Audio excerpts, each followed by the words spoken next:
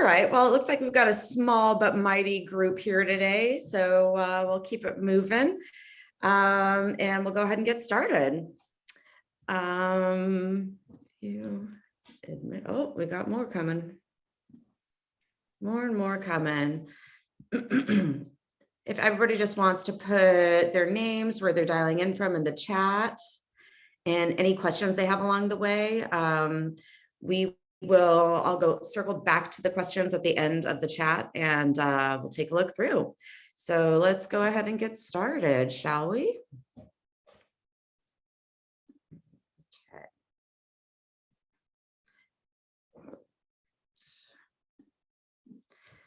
Okay, so welcome you all. Thanks for showing up today to the chat about everything you need to know about international travel during COVID. Just a couple announcements before we get started. Just June announcements from Wonderful. It is open membership month where you can get 30 days free through June 15th. Thereafter, so you can sign up on June 15th and get 30 days free from there. And if for whatever reason you're having trouble with membership expenses, you can apply to be part of our volunteer squad. We also have scholarships that I'll talk about. And if you stay through the end of the talk today, you can get $100 off your next hotel stay through me. Can't miss upcoming events. Wonderful has an Antarctica trip happening in January. There's still slots open. And so there's an event Wednesday, June 15th, where they're actually going to have someone from Intrepid and a marine, I don't know if it's a marine biologist, somebody who's going to be on the trip working with Wonderful will be there. Also a brand new event that posted extreme budget travel, Wednesday, June 29th, and of course, Witska Dance coming up in Poland in October. A portion of your membership goes to a different nonprofit travel organization each month. And this month is I Am Not Alone, We Are Ukraine. You can visit them and donate as well, or follow them on Instagram. And here is the information about scholarships going to women in need.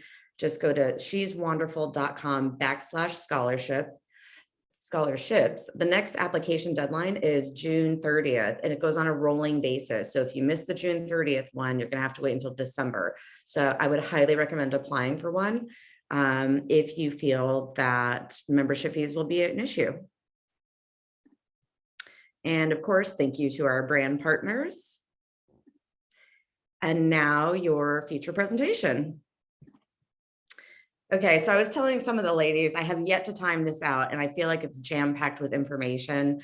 Get ready to screenshot away and to ask me if you need any links and I will put them in the chat for us. So everything you need to know about international travel during COVID. When we're done here, you're gonna know a little bit more about me, various COVID restrictions and requirements worldwide, resources to help you find the most up-to-date travel information for wherever you're headed. Testing, more testing, common COVID travel planning mishaps and pitfalls, things to consider and plan for just in case, and of course, what to do if you test positive abroad. So a little bit about me. I'm Jordan. I live to help people travel deeper. I am a third culture kid based out of DC.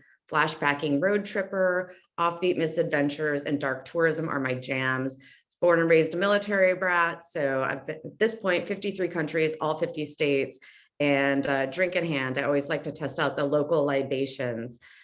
During the pandemic, I have traveled to more than 7 different countries, some with connections in additional countries. So as much as a person can be, I've worked with a lot of requirements and have been in an awful lot of places during this weird time. You might know me from Wonderful, where I'm actually the membership director. I'm also the DC chapter director. I've spoken at the Travel and Adventure Show, and every now and then I speak with the Nomadic Network as well.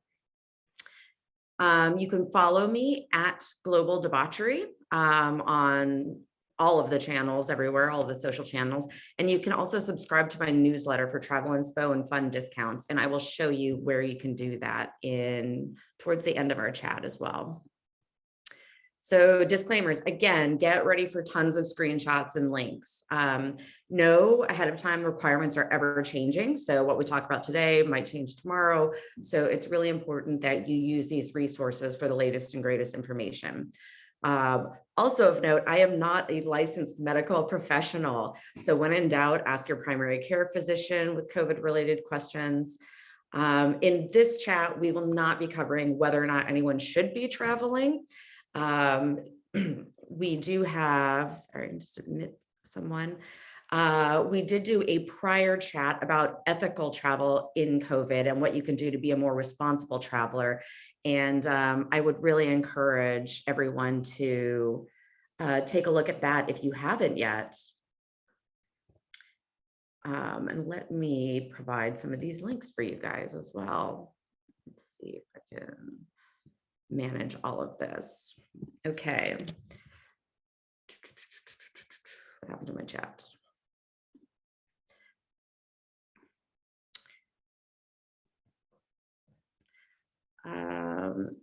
So this is open membership month for everyone.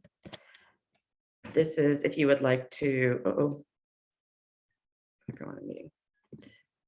So this is open membership month for everyone. If you are interested in that, this is where you can go to volunteer. This is where you can apply for scholarships. And this is my prior chat on ethical travel and how you can be more responsible traveler during COVID. Okay, now back over. So I like to start all of our talks with just a couple of inspirational quotes here. So it is not the destination where you end up, but the mishaps and memories you create along the way. So if there's anything that can be said about travel right now, it's that it is very easy to have some mishaps along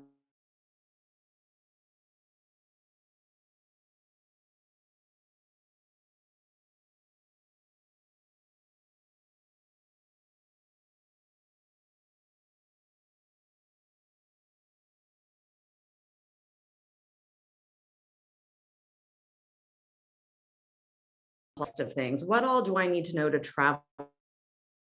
So how do I choose my destination in the midst of COVID? How do I determine my destination's COVID requirements? What are the requirements for my flight? When do I need my COVID test results pre-departure? What about flight connections? How do I get tested abroad? What's the required COVID test timing for returning? What do I need to get back to the US? And I say US mainly because most of the folks here are from the US, even though Wonderful is international. What happens if I test positive, and how can I best prepare for something going wrong? And here is a general list as well. We'll dive deeper into some of these. So there are a ton of different requirements depending on where you're going, and they vary widely. So here are some of the common ones that you'll come across as you search and start doing research for your next international trip. So some countries are totally open. Some require full vaccinations. Some require vaccinations within X number of months. So if you had your booster, for example, more than 9 months ago, it may be time to re-up for certain countries. So something to keep in mind. Some countries require a negative rapid test, others require a negative antigen test. This can sometimes be in addition to being fully vaccinated. A lot of test results are required within specific timeframes. Those all vary. Testing timeframes might be based on departure, or they might be based on landing time to your final destination. So if you have a connection, these are some of the things that you need to think about in time. It's a little bit like putting together pieces of a puzzle here. A lot of countries require a passenger locator form that they call just PLFs for short. It's generally just a piece of paper and helps with contact tracing. Other countries have an app. Others don't require anything. Some, like when I went to Turks and Caicos, actually even require governmental approval prior to your arrival. And of course, some countries require quarantine and others do not. So a lot to sift through, right? So many things. So we're just going to start. We're going to break this down piece by piece and make it a little simpler for everybody. So how do I choose my destination? So you might have something in mind and think, oh my gosh, that's great. And then all of a sudden you are like, I want to go here, and you realize for whatever reason, you can't even get in right now. And that might be because for vaccination reasons, it might be for 100 different reasons, like maybe they require you to quarantine and you don't have that much time off, for example. So here is an incoming golden nugget for you all. I'm just going to pull this up for you. This is my #1 site that I go to. You'll want to screenshot this. I'll actually pull this and put it into the chat for you. So kayak.com's travel restriction site. This has been like my Bible, just so everyone knows. So you can see here, this is largely green. It used to be mostly red and orange, but you can get a brief overview. You can check here, fully vaccinated, traveling from the US, traveling to anywhere. So you have all of these filters that you can play around with to see what's available to you given your personal circumstances. You keep scrolling down, you can even filter. So fully vaccinated, not fully vaccinated. You can search countries, regions, open borders, testing not required, quarantine not required. So you can filter all of this stuff and just say, hey, I'm coming from the United States, and these are the things that these are the circumstances that I'm under, and then it will give you and filter results here. Another one of the great things about this site is, for example, you can actually see here the percentage of the population that's been vaccinated on each, which I really like. And it gives you a breakdown here. So outgoing, return to the US, and you can see all of these very simple little icons here outlining all the details that you need to get into this country. Now, that's all good and well, right? Except for the fact that that's not entirely up to date always. It is not the official site. So for the country, it's a resource that can be used as a baseline. So where do you find the most up-to-date requirements? So this can be official tourism sites of your destination. And here is a really good example of that. We went to Turks and Caicos, and literally, so this is the official site here. And as soon as you go there, you have this little pop-up that tells you effective on this date. Here are all of your requirements that you need to get in. And there's a link down here where you can just click and get more information. So the official tourism sites are built for consumers and for travelers so that you can just go there and make things as simple as possible. These are not actual government sites where it's the latest memo that you have to read 10 pages through that you can't understand. The tourism sites are just made to be easy peasy, understandable for everybody. Another site, Department of State site. Now, this is another one that I go to often for a variety of reasons. So if you go to this link within the Department of State site, you'll find that this is all the travel related advisories. So US citizen travelers, and you can see here to find international travel information on this page. So we'll click there. COVID-19 country information. Over here, you can learn more about your destination. So for example, one of the places I went to was Morocco. Gives you all of the updates up here. And it gives you exit entry visa requirements, health requirements, safety and security. Everything that you could ask for is all outlined right here, along with over here, of course, assistance should you need it when you're over there. So, third site, the CDC website. The main one, and I will put this in the chat also. So, and this is an easily broken down site as well. So you can say domestic travel, international travel, cruise ship travel. They have a travel assessment here so that you know what you need to board a flight. COVID-19 travel recommendations by destination. So this is another great resource for you. So now that you have all of this information, don't get too excited because you don't want to forget some of these little loopholes, and we'll dive into some of these a little bit deeper. So flight requirements, regardless of your destination, your airline might have different requirements that you need to abide by in order to board the flight at all to your destination. So keep that in mind.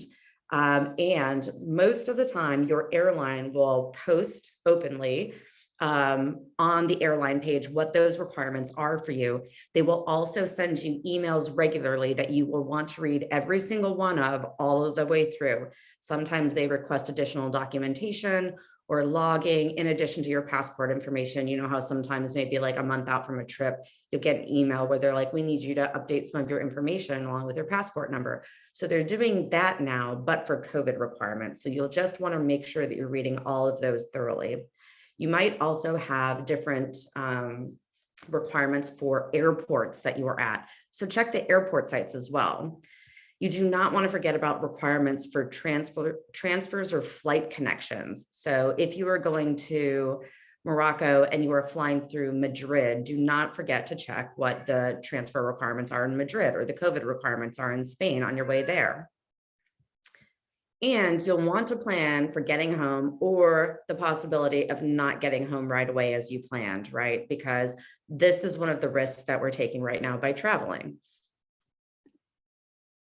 And again, we'll go through some of those more in depth as well.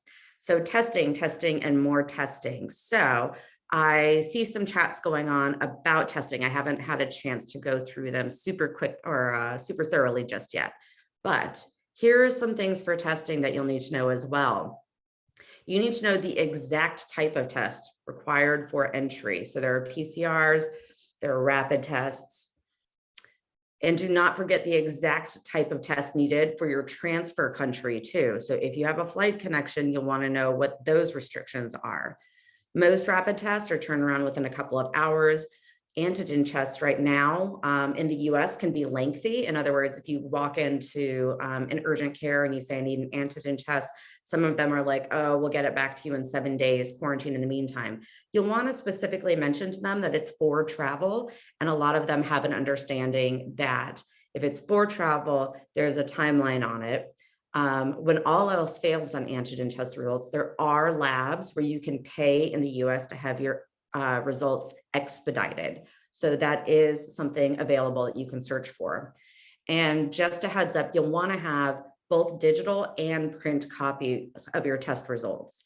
And this is because of all the places that I've been. Some of them take paperwork from you.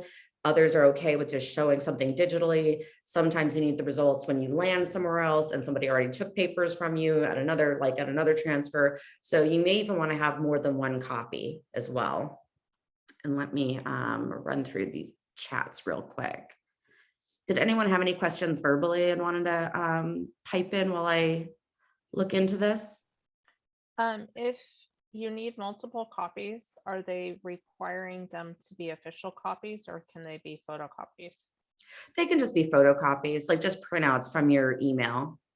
I haven't had any issues. Perfect. Yeah, with that. I would just say, like I said, I've had to pass my paperwork off at a transfer and then I've needed one again. So it's just easier. It's not as earth friendly, but it is just easier to have a couple of copies. Let's see. Where to get your antigen test to get back into the USA. KJ, I can assist with that and we'll talk about that a little bit later.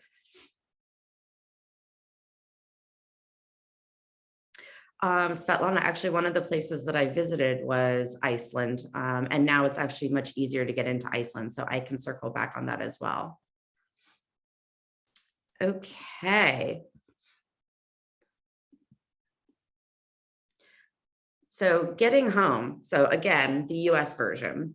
So you do need a negative rapid test 1 day prior to departure. So not 24 hours, the day before. So if your flight is taking off at 5 p.m. tomorrow, you can go right now, for example, and go get your test and have your results back. So it doesn't have to be after 5 p.m. within 24 hours of your flight, just the day before. You can schedule them online ahead of time. So Svetlana was asking about Iceland. So there is a site, you can just Google it, go to, it's like the Icelandic Health Ministry, and you can actually just book an appointment online. My husband and I found one right downtown in Reykjavik. It was literally 5 minutes in and out, and we got our results within like an hour or two digitally.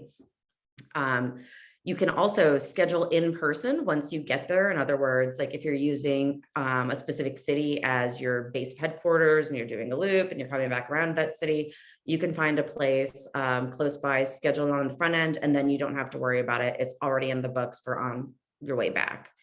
If you have issues with scheduling, ask your hotel concierge, ask the person at the front desk if you have one for help on scheduling. They can also help with language translation issues.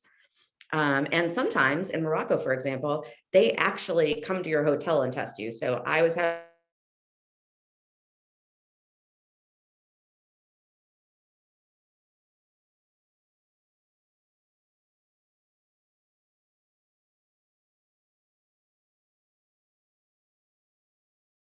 a test done, or are you wondering to get home?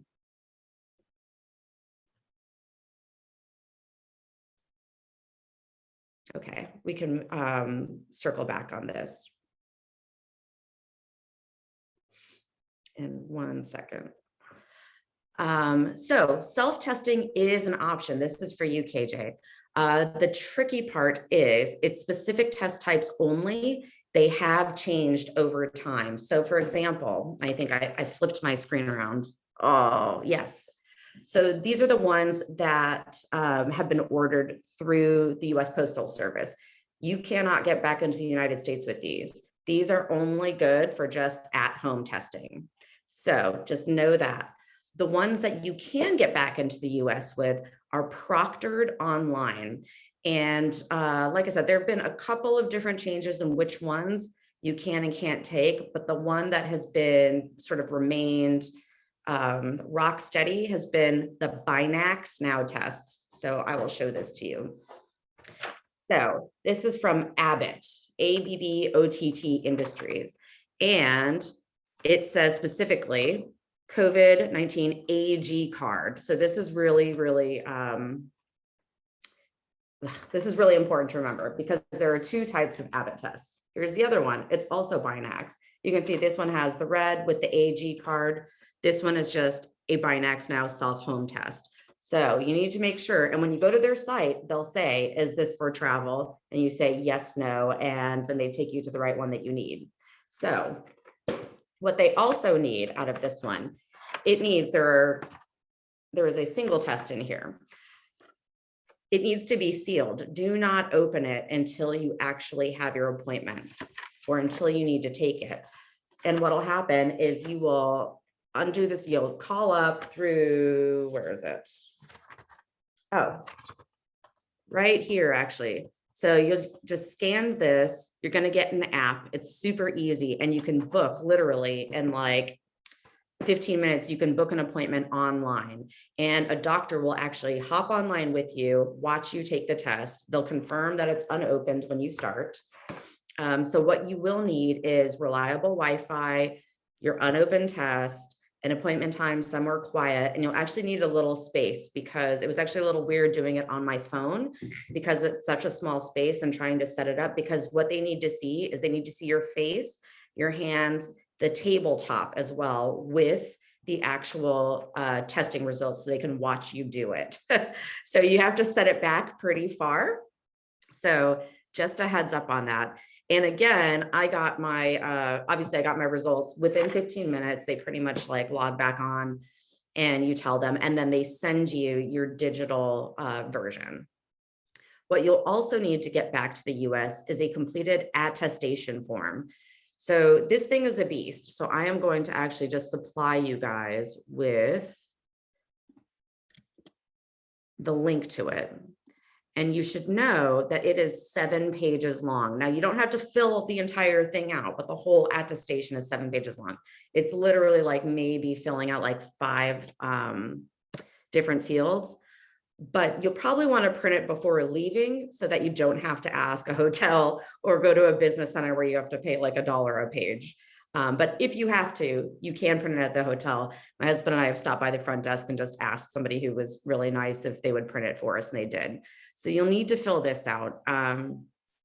And they prefer paper. Most of the time it's just been paper versions. And they just like throw it in a pile with everything else. What they do with it, I can't say, but.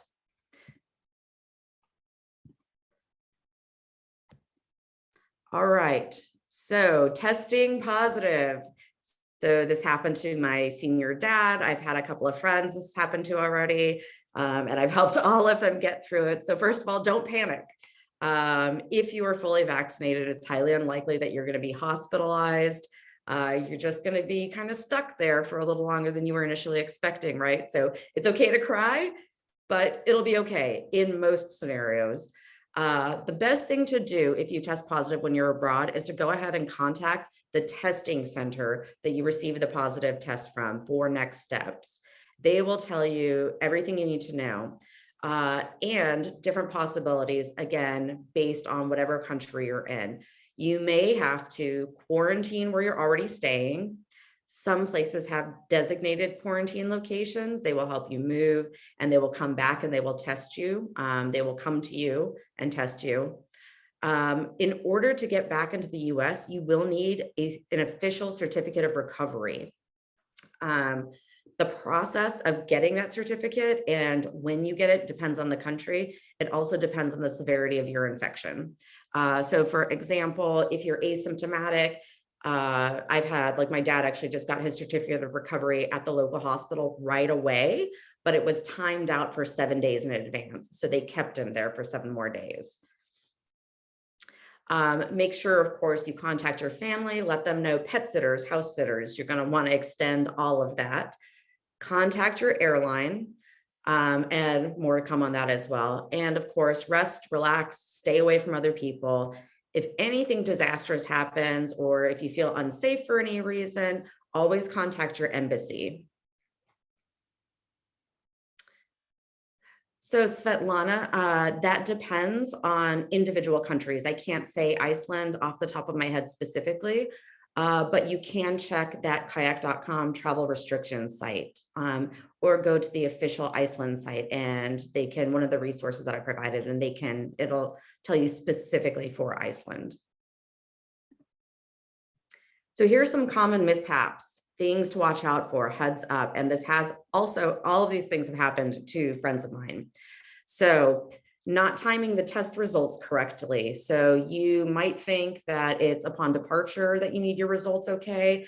Some places want it when you land, and some places want it when you land in your final destination. Another one that's coming up more and more now is not being vaccinated recently enough.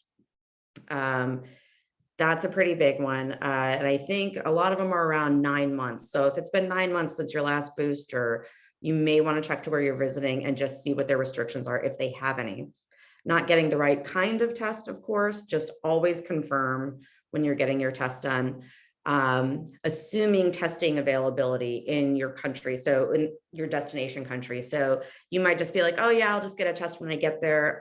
But testing is not as plentiful as you thought it was. Getting an appointment is difficult. So you might want to look into that before you go and try to plan out for that. 2, not planning for transfer country requirements. I know of somebody that was traveling to Tanzania and got turned around in Amsterdam after flying from Florida and had to fly back. So it does happen. And a big one, not planning for testing positive on return. So the biggest risk right now, of course, is obviously getting COVID. Secondarily to that, though, is the financial responsibility that you have to take on if you do have to stay longer because you tested positive. So here's some ways to plan ahead and mitigate your risks. And this is, of course, besides masking, distancing, and sanitizing. I've been to a few countries where people were really, really willy-nilly with masking. And that's actually where my dad was coming from when he got sick. Nobody anywhere in any of the Medinas was masking. It's really easy to get out of the practice of doing it. So I would encourage everyone to just continue doing the basics. if for any reason that you don't want to have to stay somewhere longer than you really want to. So things I would do, check your health insurance coverage. Even if you have like a big name American health insurance plan, excuse me, they may not cover you internationally. They may not cover you for COVID specifically. So you do want to be aware of this. You can get travel insurance to cover those gaps. Things that you definitely want to look into is whether they cover COVID or not. A lot of them do not. They assume, or they basically, you're assuming the risk. So it's for other reasons, like force majeure, which apparently COVID wasn't when it first hit. And you can also look into what they call CFAR travel insurance, change for any reason. So if you get sick right before, if you get sick on your way back, you can change for any reason. That does come at a premium cost, but it's a little bit more assurance. Definitely, and this goes back to the airlines requirements and the airport requirements. Double check your airline's small print. What are their change fees? What are their cancellation policies? Just be sure you know what those are. Some allow, if you test positive, some allow you to change at no charge. Some have change fees. Some are, you have to cancel entirely and lose all of your money. So make sure you have an understanding of what that looks like. Read all incoming travel related emails thoroughly. Some of them, this again is airlines, sometimes hotels even, will ask for documentation prior to your arrival. You need to make sure that that's done. And they look very much like salesy marketing kinds of emails. So just make sure that you read them and you read them all the way through. Financially plan to stay longer. Just act like you have to stay there an extra week, maybe even 2 weeks, depending on where you are, and make sure that you can cover that financially. It's probably a good idea to research, Svetlana, this goes to what you were saying, to know what the protocols are before departing. So if you test positive, what it is that you need to do before you get there. This is a lot easier because you can do it at home in English. You don't have to worry about language barriers or be panicked. You can just have a little more preparation and knowledge beforehand. Our bravest and best lessons are not learned through success, but through misadventure. I think we can all agree with some of that. And I'll provide some more links as well, but here are a couple of things I thought that would take a lot longer than it did. I feel like I zipped right through, but hopefully we'll have a lot of questions. Subscribe to my blog newsletter via the pop-up or sidebar, and you can get up to $100 off your next hotels.com stay. If you're here during open membership month or through the Eventbrite, once that ends, you can get $50 off an annual wonderful membership forever. That means it renews with $50 off every year with promo code Washington, DC, no space, all caps. And I'm actually, just another side note of something coming up, I'm working on an award-winning women-led sustainable tourism project that we're currently fundraising for. So if anyone has 5 minutes and $5, every dollar counts, and we would really appreciate any contributions. And let me drop some of these links into the chat for you as well. I found this was from an article from just May, the most recent one I found, COVID tests that are approved to get back into the US with. This is my personal blog where you can get the pop-up, or if you scroll down, you will find the newsletter and the sign up here, the newsletter sign up here. If you would like to get $50 off your wonderful membership after open membership month, you may with that link and that promo code. And of course, if you want to look more into this effort, it's actually in partnership with another wonderful woman, Marilyn DeJesus, who's a former human rights lawyer, turned basically representing underrepresented or lifting up underrepresented voices in the tourism industry. So we do have a little time. What all questions do we have? Let me go through again. And if somebody wants to ask questions verbally as well, just let me know. Cannot get the booster, I'm hoping.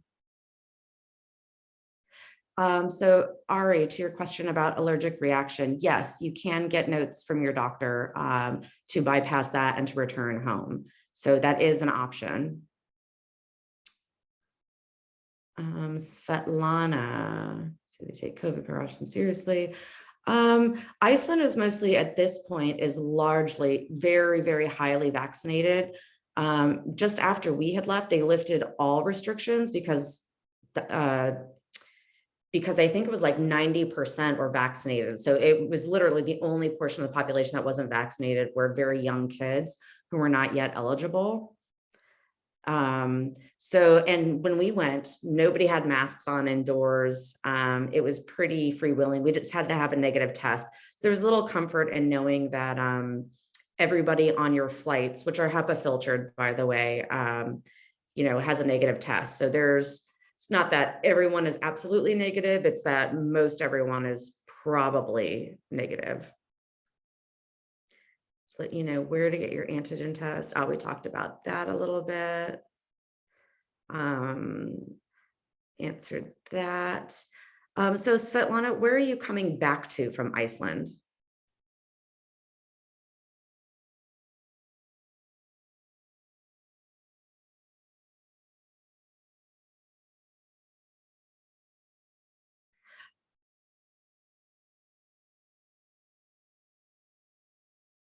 Yeah, I mean, it's possible that it's going to happen anywhere, including at home in the UK or at home in the US for sure. There's a lot of different good travel insurances. I typically, because my American travel insurance does cover me internationally, I don't tend to get international travel insurance. But there are a lot of different ones out there that people have preferences on. Does anyone here in attendance have preferences as to your favorite travel insurance?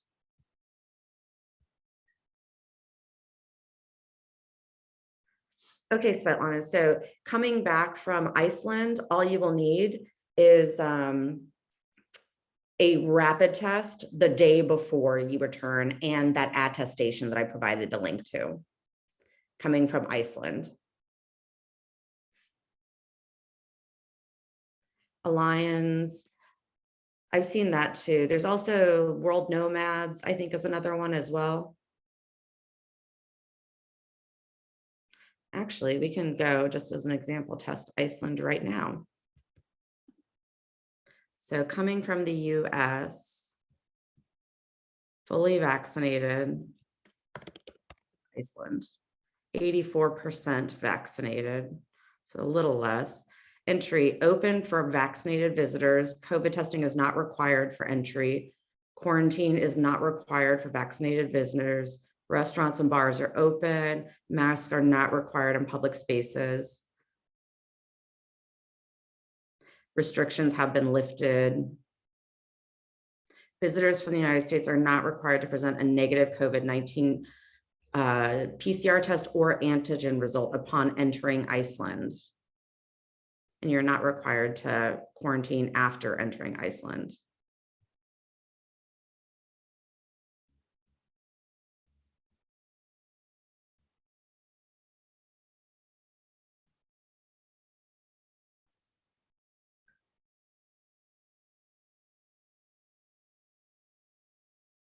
I mean, those are Iceland. I'm sorry, Svetlana. I mean,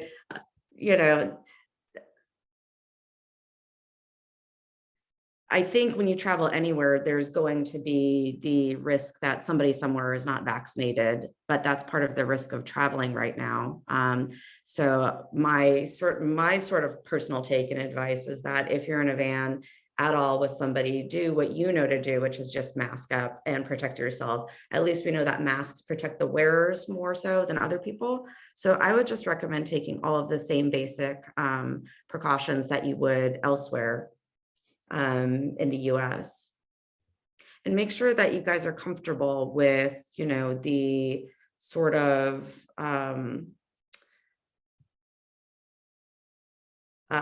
health restrictions and that, or availability to medical resources that your destination country offers.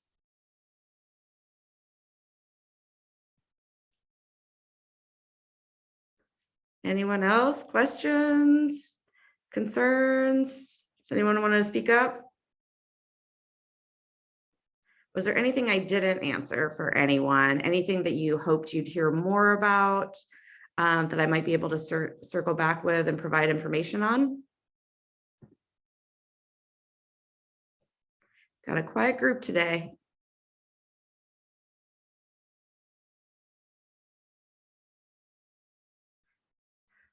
All right, well, I guess I could have slowed it down a little bit and we still would have had 15 minutes left. You guys know where to find me in the wonderful platform. Definitely just DM me through Mighty Networks. Let me know if you have any follow-up questions. I hope this was a little helpful. And I hope that you're able to just predict some of the things that you might come across in your upcoming travels, and that we can do so safely. Thank you, Teresa, Ari, Melissa. I appreciate it. I'm glad you find it helpful.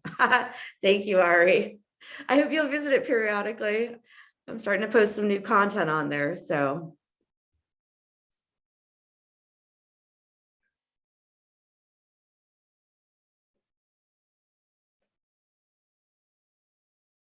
Thank you. I appreciate that.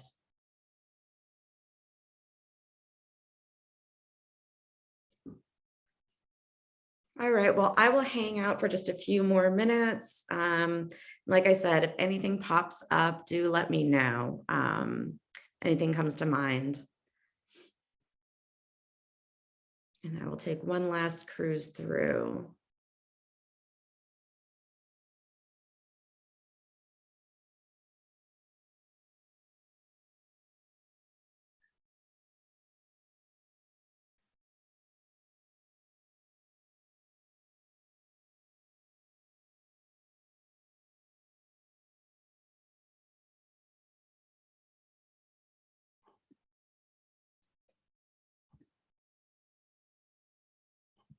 All right. Thank you guys so much. Remember to cruise back through wonderful membership link if you would like to contribute to the Sustainable Tourism Initiative. It's literally helping preserve a nomadic eagle hunting culture in Western Mongolia. It's really interesting. It's an ESL program trying to get this small community the skills to sustain their own tourism and become self-sufficient. They are trying to get a lot of press for it. So take a look and see if you might be able to help out. We would be forever grateful. All right, thank you guys, and have a great rest of your day.